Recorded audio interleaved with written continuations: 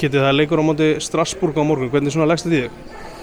Bara hrikalega spenntur, geggjaður völlur, frábært lið sem við erum að spila á móti, mikið undir fyrir okkur líka og þannig að það er rauninni bara mjög spenntur eins og allir hópurinn. Hvað veistu um Strasbourg? Ég veit í rauninni ekki mikið um einstaklingin liðinu en bara lið sem er náttúrulega svona, orða hann eða kannski ekki varalið en tengist Chelsea á mörgu leyti, mikið af ungu leikmönnum frá 17 til 20 ára, rosalega fysiskt lið, hleypur mikið, eru djarfir í sóknarleik og fara mikið á maður og mann og hann bara, já, kannski reynslu lítið lið en hrikalega gott lið. Svo er þetta með reynslu mikinn vinstri bakur, svona eins og, já, þú getur kannski séð eitthvað í þér í honum, Ben Chilwell. Já, nákvæmlega. Hann skilst að hann sé búinn að vera inn og út úr liðinu. Ég veit ekki hvort hann komið til með að spila á móti okkur eða hvort hann hafi verið meiddur í síðasta leik. En það væri heldur gaman ef að fá að spila á móti honum. Hvernig leistu bara á svona aðstöður þegar þú fórst á æfingu það? Völlurinn er geggjaður, þetta hybrid grass eins og á Laugardalsvelli. Bara völlurinn sjálfur er mjög flottur. Grasið er eins og held ég öll þessi hybrid grass. Finnst það hart að mörgu leyti en boltinn rennur vel og það er heilt að spila á honum og það er bara svona eina æfingu til að venjast þessu að komandi af gervigrassi. Hvernig er það að vera komin á þennan stað að vera að fara í úrslitaleik áframhaldandi þátttöku í þessari keppni með Blikunum? Já, bara flott sko, maður er. Það næst.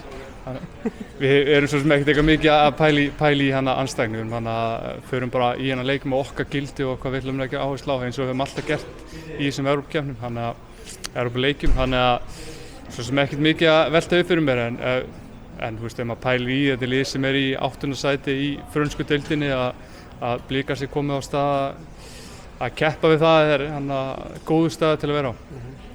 Eins og Kiddi nafniðin bendir hérna á hliðar markið. Mér langar að spyrja út í það, kom þér á óvart að þessi stað að koma upp, að markmaður verið komin fram á þessu tímapunkti?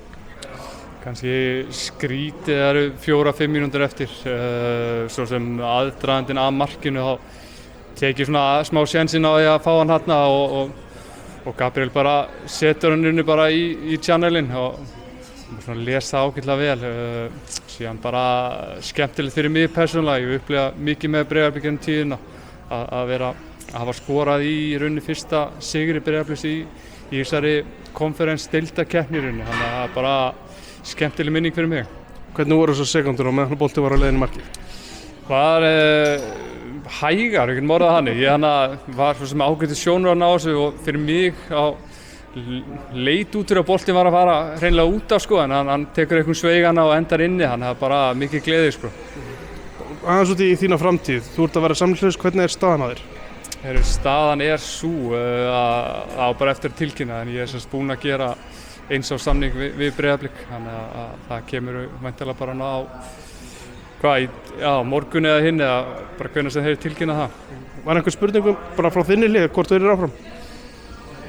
Já, ég svo sem get bara verið hreinskilinn með það, ég tók mér alveg langan tími að hugsa þetta og var annar möguleiki í boði sem ég var að pæla í en síðan bara eins og ég hef sagt einhvern tímann, það verður svo sem aldrei verið markmið að klára þetta í Breiðablik en samt hér á ég svona dálítið heima og líður vel og erfitt að fara í eitthvað annað. Var þetta þá annar möguleiki í bestu deildinni? Já, það var það. Eitthvað sem fór langt? Já, fór nokkuð langt.